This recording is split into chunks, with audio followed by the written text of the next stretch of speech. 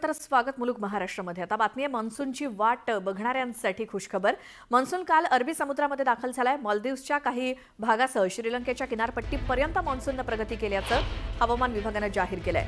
अंदमान बेटं आणि बंगालच्या उपसागरात सुद्धा मान्सूनने चाल केली आहे। मान्सूनचा प्रवास वेगाने होतोय। 27 मे पर्यंत तो केरळमध्ये पोहोचण्याची चिन्हे आहेत। यंदा सर्वसाधारण वेळेच्या तब्बल 5 दिवस आधीच म्हणजेच 13 मे पासूनच मान्सून दक्षिण बंगालचा उपसागर तसंच निकोबार बेटं आणि दक्षिण अंदमान समुद्रामध्ये दाखल झालाय। त्यानंतर मान्सूनची वाटचाल ही सुरूच आहे। काल मान्सूनने दक्षिण अरबी समुद्राचा मालदीव्स आणि भारत आणि श्रीलंकेचा कोमोरिन भाग आणि दक्षिण किनारपट्टीपर्यंत मजल मारली।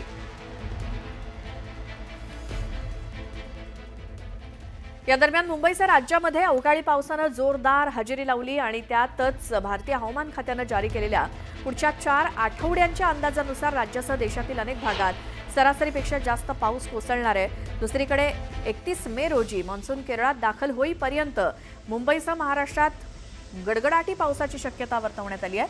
पुढचे 4 दिवस राज्यात पावसाचा इशारा, सरासरीपेक्षा जास्त पाऊस कोसळणार अशी माहिती मिळते आहे।